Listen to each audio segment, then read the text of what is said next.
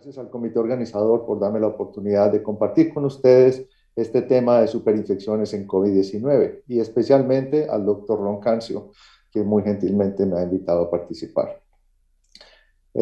Tengo un conflicto, por lo menos desde el punto de vista eh, mental y científico, es que soy parte del panel que escribe las guías de neumonía comunitaria y neumonía asociada al ventilador para las guías de la Sociedad Americana de Tórax y la Sociedad de Cuidado Intensivo, de Cuidado Infeccioso. Además, hemos recibido un grant para poder entender mejor el COVID-19 del Instituto Nacional de Salud y del Instituto de Veteranos. Mi único objetivo el día de hoy es que al final de esta charla ustedes puedan tener un mejor entendimiento de las superinfecciones en el contexto del COVID-19. Para esto he dividido la charla en tres partes. La primera, superinfecciones en un modo general, y después un enfoque principal en lo que es la neumonía asociada al ventilador y la neumonía hospitalaria como un problema de un reto diagnóstico y de manejo bastante importante en estos pacientes. Y finalmente, brevemente, mencionaré las infecciones por hongos en el tracto pulmonar. Empecemos primero por la superinfección.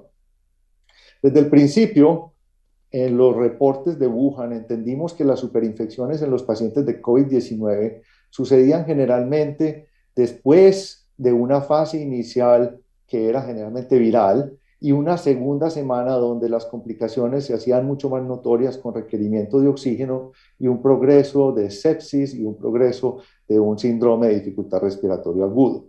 Posteriormente, en aquellos pacientes que iban peor, tenían una disfunción de varios órganos, incluyendo el corazón, los riñones, y en este momento eran cuando las infecciones secundarias en estos pacientes que estaban principalmente en la unidad de cuidado intensivo y en el ventilador aparecían. Desgraciadamente con unos resultados nada favorables que generalmente conllevaban a la muerte.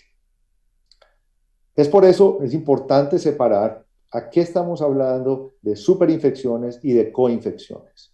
Una coinfección es aquella infección que está concomitantemente en la infección inicial, en este caso, en la infección por SARS-CoV-2. Después de que el paciente pasa el periodo de hospitalización, este proceso generalmente en días y en semanas, como lo acabamos de ver, es cuando ya el paciente empieza a desarrollar un proceso superinfeccioso que sigue a la infección previa y generalmente se asocia con microorganismos que pueden ser resistentes o altamente resistentes durante el proceso. De las infecciones que estamos hablando como superinfección, tenemos que resaltar las que tienen del origen sanguíneo, relacionadas con catéteres, de origen urinario, las relacionadas con clostridioides difficile o las de tracto respiratorio pulmonar.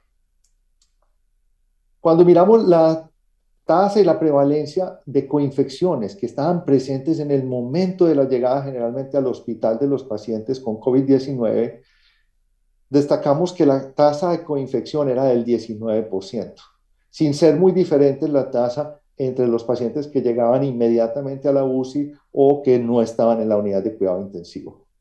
Los patógenos que generalmente encontramos son parecidos a los que encontramos en una neumonía comunitaria, donde se destaca el neumococo, la Klebsiella, Haemophilus influenza, el estafilococo aureus o el virus de influenza humana. Pero cabe resaltar que el Aspergillus es algo que no esperábamos desde la coinfección en los pacientes del SARS-CoV-2. Entonces, en conclusión, la coinfección, los pacientes son más parecidos al de origen comunitario.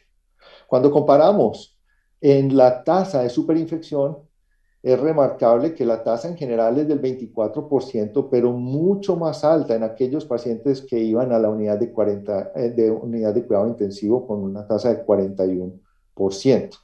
Los patógenos que se identifican en este momento ya son patógenos más de origen hospitalario, como es el Acinetobacter, las Pseudomonas, la Klebsiella, el E. coli y algunos hongos como la Candida y el Aspergillus. En conclusión, tenemos dos patrones, los que llegan inicialmente, los que suceden durante el curso de la enfermedad del COVID-19 en pacientes hospitalizados que tienen un proceso superinfeccioso, una infección agregada.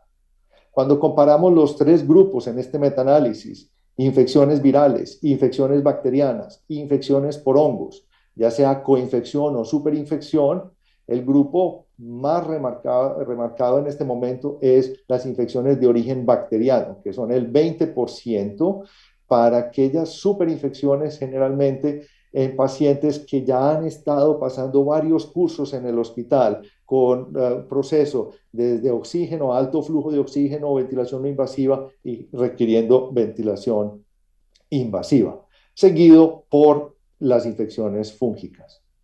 Este es un estudio donde nosotros quisimos evaluar con mis compañeros del Hospital del Mar, la doctora Judith Marín Corral, donde evaluamos cuál era la prevalencia de estas infecciones que sucedían en el hospital. Y los tres grupos de infecciones más comúnmente encontradas eran las bacterianas, las infecciones del tracto urinario o las infecciones del tracto respiratorio inferior. Y aquí es por eso que es muy importante todas las medidas de prevención. Lo que nos llamó más la atención de este análisis fue que los pacientes desarrollaban una infección, dos infecciones, tres infecciones y que esto tenía un impacto importante en la estancia hospitalaria en algunos de estos pacientes con tres infecciones, casi 2 meses en el hospital, y que no había muchas diferencias con los diferentes tipos de infecciones que todas afectaban y hacían que los pacientes permanecieran más en el hospital, con una asociación importante en la mortalidad y en el número de infecciones, principalmente la primera de origen bacteriano, sin diferencias estadísticamente significativas. ¿Qué concluimos en este momento? Es que estas superinfecciones están llevando a unos desenlaces que son nada favorables, con una estancia hospitalaria facilitando que puedan adquirir mayor superinfección y que posiblemente no vayan a sobrevivir este evento. ¿Cuáles son los factores relacionados con esta superinfección? Y en este estudio de Italia se destacan los siguientes factores de riesgo asociados a la superinfección. Una colonización intestinal por enterobacteriasas resistentes a las carbapenemasas, un paciente que estaba en ventilación mecánica, el uso de inhibidores del JAK o de la interleuquina 6, una proteína C reactiva muy elevada, o el tratamiento con piperacilina tazobactam. Estos pacientes generalmente con superinfecciones tenían una estancia prolongada, como lo acabo de mencionar anteriormente, sin embargo, no había diferencia en la mortalidad. Entonces, aquí el reto más importante es cómo separamos que el paciente que tiene una infección grave por COVID, por SARS-CoV-2, está desarrollando otra infección durante la hospitalización, y aquí yo creo que hay muy buenas guías para el diagnóstico y el manejo de las bacteremias, de las infecciones relacionadas con catéteres, de tracto urinario y de Clostridium difficile. Pero es mucho más difícil identificar los pacientes que tienen una superinfección adicional pulmonar. Y este es el reto al que nos vamos a pasar en la siguiente parte de la charla, que es la neumonía asociada al ventilador o la neumonía adquirida en el hospital. En este momento tenemos que separar estas 48 horas que son el momento donde nosotros definimos que este paciente con COVID-19 solamente tiene COVID-19, ya que el uso de antibióticos en tiempo temprano ha sido bastante reportado en múltiples series alrededor del mundo. Aquí lo importante es que si uno sospecha la neumonía comunitaria, el paciente tiene una procalcitonía que está muy bajita, el paciente no tiene ninguna otra evidencia de infección que sea identificada, a pesar de lo difícil que es recolectar las muestras en estos pacientes por la tos seca y porque los sistemas de flujo pueden impedir que haya unas secreciones que puedan ser cultivables. Es ahí donde nosotros pensamos que estos patógenos, como dije anteriormente, son más de origen comunitario y que generalmente las superinfecciones en este momento pueden suceder o solamente ser limitadas a la infección de COVID-19. Pero en los pacientes que están superinfectados, que pasaron las primeras 48 horas de estar en el hospital y que pasaron las primeras 48 horas de estar en el ventilador, estos son los pacientes que yo creo que son de los más difíciles de identificar en este momento. Entonces, ¿cómo hacemos el diagnóstico? Para el diagnóstico nos adherimos a las guías de neumonía asociada al ventilador y la neumonía adquirida adquirida en el hospital, donde se hace énfasis del diagnóstico microbiológico. Si no hay bicho, va a ser muy difícil definir la duración de antibióticos. Y aquí están dos grupos, los que son no invasivos o los que son invasivos. Y en un estudio bastante reciente de la semana pasada del doctor Rich Wondering sugiere que el método invasivo les permitió encontrar una tasa de bacterias causales de una neumonía asociada en el ventilador en el 44% de los casos. Sin embargo, los marcadores como etapa temprana, las guías no lo recomiendan como procalcitonina o proteína C reactiva para definir cuándo entro con el antibiótico. Es decir, yo solamente tengo que tener la sospecha y si yo tengo la sospecha, yo le debo empezar antibióticos porque de pronto estos biomarcadores no son tan útiles. En el contexto de COVID-19, generalmente la procalcitonina es negativa y al positivizarse hace sospechar que puede haber alguna bacteria causando de esto. Otro parámetro importante son los parámetros clínicos, pero el estudio de Rich Wondering sugiere que es prácticamente imposible que los parámetros clínicos sean de gran ayuda. Y todo lo hemos visto durante este año y medio de pandemia, que realmente no ayudan tanto como nosotros esperaríamos, a menos que el paciente esté teniendo secreciones mucopurulentas, deterioro de la oxigenación, con una leucocitosis que no es normal en los pacientes con COVID-19, que tienen la tendencia a tener los linfocitos bajos y la linfopenia. Entonces aquí es donde adaptamos la microbiología enfocándonos en el COVID-19, adicionando los cultivos de sangre que son importantes como los mencionaré pronto, y aquí sí utilizamos se recomienda la proteína C reactiva no tanto como delimitar cuál es la fase inflamatoria del COVID-19, sino también como un patrón que nos diga qué tan inflamado está el paciente y para tener que tomar unas medidas de terapia antibiótica que puedan cubrir esto y adicionar exámenes que puedan encontrar hongos. ¿Cuál es la tasa de prevalencia de la neumonía asociada en el ventilador en pacientes con COVID-19? En esta revisión sistemática y metaanálisis de 20 estudios, se concluye que hay una gran heterogeneidad en cómo fue la tasa de prevalencia de neumonía asociada al ventilador, con un pool de 45%. El problema era que esta heterogeneidad también se manifestaba en la mortalidad, que era muy alta, el 43%, y una estancia hospitalaria de casi un mes más en los pacientes que desarrollaban neumonía asociada al ventilador. Es decir, de todo lo malo que le está pasando a un paciente con COVID-19, adicionalmente desarrollar una neumonía asociada al ventilador no es solamente bastante frecuente y posible, sino que estos pacientes tienen un desenlace malo, pero que su estancia hospitalaria es mucho, mucho más prolongada que los pacientes que no desarrollan una neumonía asociada al ventilador. Ahora, ¿por qué pasa esto? Traigo este estudio que los invito a que lo revisen en detalle porque es un estudio que a pesar de que tiene bajo número de pacientes, hicieron un esfuerzo grande para comparar los cultivos de sangre con muestras respiratorias en las que se cultivaban las secreciones traqueobronquiales y el lavado broncoalveolar. Y estos investigadores encontraron que las bacterias que generalmente se encontraban en los pacientes que desarrollaran esta neumonía eran gérmenes gram negativos y que esta infección sucedía en el 42% de los pacientes, diagnosticado generalmente en los primeros 10 días de admisión a la unidad de cuidado intensivo y a la iniciación de la ventilación mecánica. De estos 42% de pacientes que desarrollaron superinfecciones, estas superinfecciones se asociaban a que había bacteremia, a que había reactivación del virus, posiblemente por el sistema inmune, y a una colonización por hongos. Y que a estos pacientes que estaban en ventilación mecánica, que desarrollaban las superinfecciones, tenían una estancia hospitalaria muchísimo mayor, como ya dijimos anteriormente. En conclusión, gram negativos, bastante frecuente y se asocia con bacteremia y reactivación del virus y otros procesos por hongos. ¿Cuál es la patofisiología de esto? Es un proceso bastante complejo que incluye la colonización bacteriana, la adherencia bacteriana y, como miraremos en 2 diapositivas más adelante, el efecto del microbioma, un daño epitelial de la mucosa favorecido por el SARS-CoV-2 y una alteración inmunológica que posiblemente era precediendo el evento de la hospitalización por COVID-19. Adicional a todo lo que pasa en el sistema hospitalario, en el cual incluimos pacientes que están muy enfermos, en los cuales se tuvieron que abrir otras unidades de cuidado intensivo con un personal que quizá no estaba lo suficientemente entrenado para lidiar con estos pacientes bastante graves. Este estudio para nosotros es importante porque es el estudio que sugiere que hay unas características de resiliencia inmunológica, como nosotros lo llamamos, es decir, que las personas tenían buena inmunidad, generalmente en azul, y que esto se relacionaba con diferentes tipos de fenotipos de COVID-19 que no eran directamente relacionados a la edad.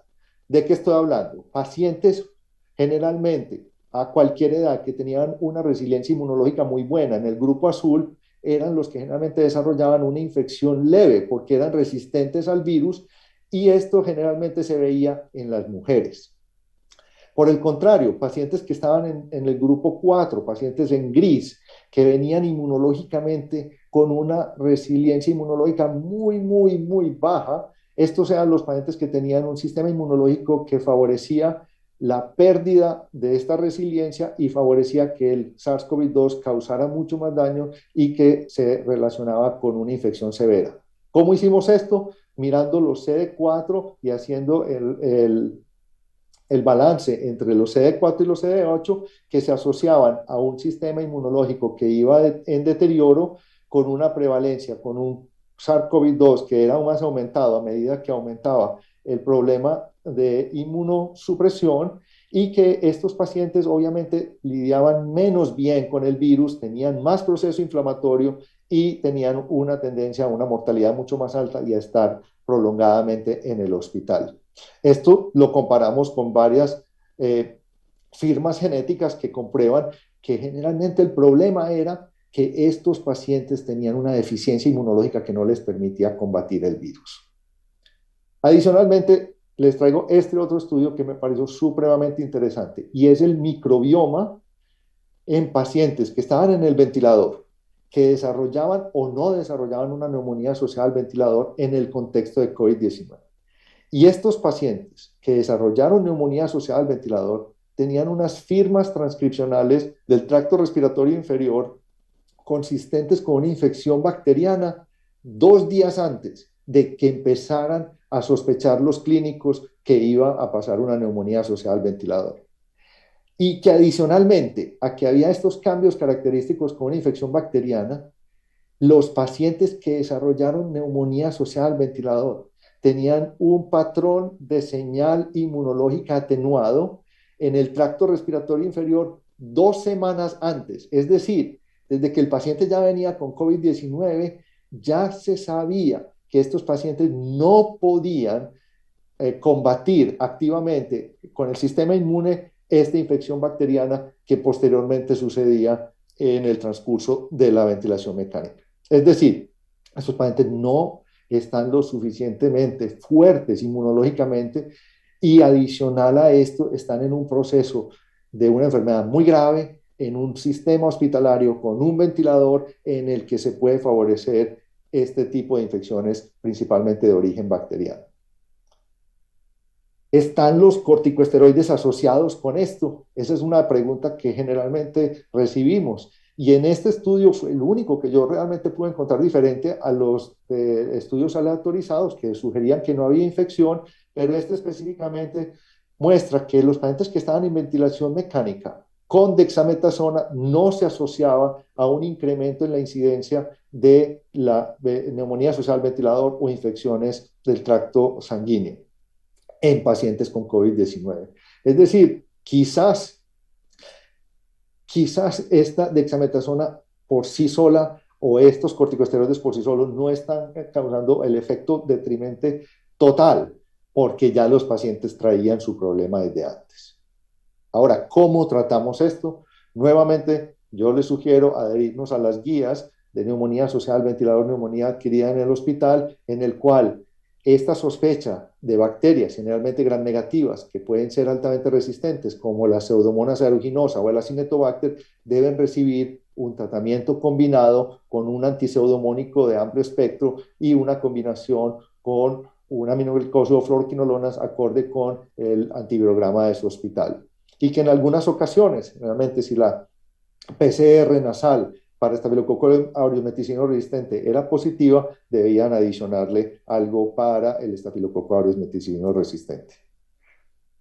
Nuevas alternativas de antibióticos han sido utilizadas en múltiples partes del mundo. Nosotros nos tocó en varias ocasiones, no en muchas, gracias a Dios, por fortuna, en pacientes con beta-lactamases de espectro extendido que habían sido tratados apropiadamente, acorde con el antibiograma, con Klebsiella pneumoniae, que posteriormente, durante el curso de tratamiento, terminó siendo una beta-lactamasa de espectro extendido.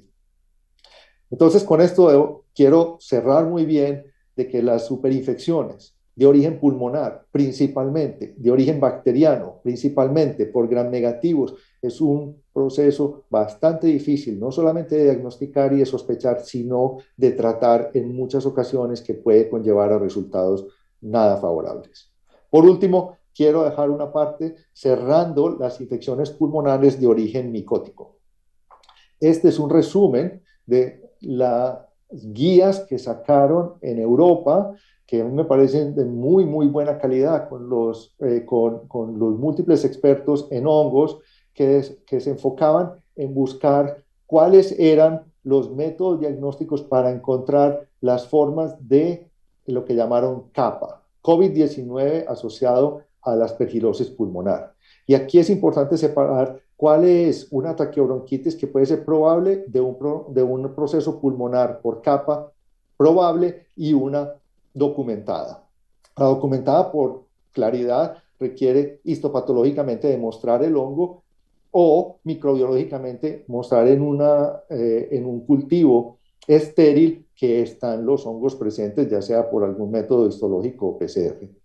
La traqueobronquitis es más difícil porque requiere la combinación clínica con los hallazgos microbiológicos, y en el caso pulmonar es muchísimo más complicado aún porque tenemos que valernos de los hallazgos radiológicos y combinarle un método microbiológico. Y aquí resumo todo esto porque es bastante complejo, pero la idea es que los pacientes que están a más alto riesgo de desarrollar este CAPA son los pacientes que recibieron un trasplante de órgano sólido, que recibieron corticosteroides por un tiempo prolongado o que tienen las características de una aspergilosis invasiva pulmonar.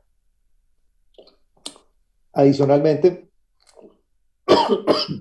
perdón, han visto los reportes de mucormicosis asociados a los pacientes con COVID-19 de la India, generalmente pacientes diabéticos con falla renal e inmunocomprometidos, y infecciones por candidiasis que generalmente pueden estar en varios niveles, generalmente asociadas con los catéteres o por candidemia, y que han sembrado en varias partes del organismo, incluyendo el corazón o los pulmones.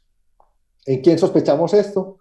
Pacientes que tienen una fiebre refractaria por más de 3 días, una fiebre que no se resuelve por más de 48 horas, una hemoptisis, un dolor pleurítico que empeora, o un paciente que está en antibióticos aparentemente apropiados en una fase generalmente más avanzada del SARS-CoV-2, con muestras que no sugieren que el virus está reactivado y que no hay otra explicación para esto. Antes de finalizar, quiero hacer mucho énfasis en la importancia de la higiene y el uso apropiado de las medidas protectoras. ¿Por qué? Porque generalmente muchos de nuestros trabajadores del área de la salud, al pensar de que estaban completamente cubiertos, dejaron a un lado el lavado de las manos, ingresando y saliendo de los cuartos, no cambiándose los guantes, no poniéndose una barrera protectora adicional, y por eso es posible que muchos de estos patógenos hayan sido pasados de paciente en paciente en estas unidades de cuidado intensivo cerradas.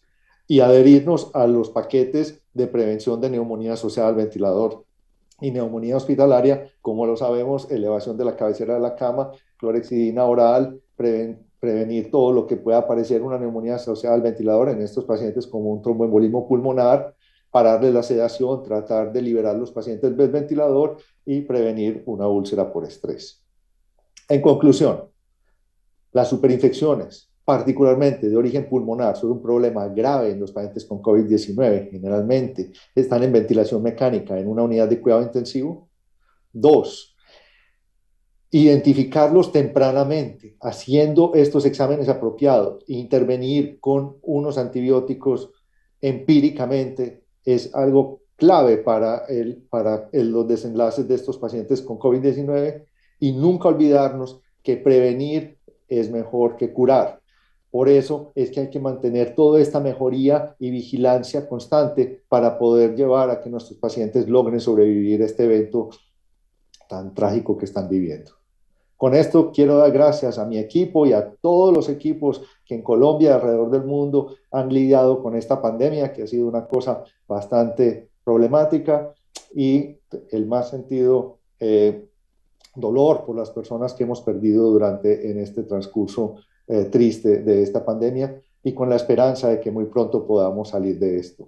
Con esto quiero dejarles con una frase de Albert Einstein que dijo: aprendamos del ayer, vivamos el hoy, esperemos para mañana, pero lo importante es no parar de preguntarnos. Esto no para aquí, puede ser otra pandemia mañana, puede ser otro problema mañana, incluyendo la cepa reportada hoy desde Colombia, es decir, esto es un constante aprendizaje. Muchas gracias por su atención y espero poder que algún día podamos celebrar juntos, y si vienen a San Antonio, será un placer poderlos atender. Muchas gracias por su atención. Doctor Restrepo,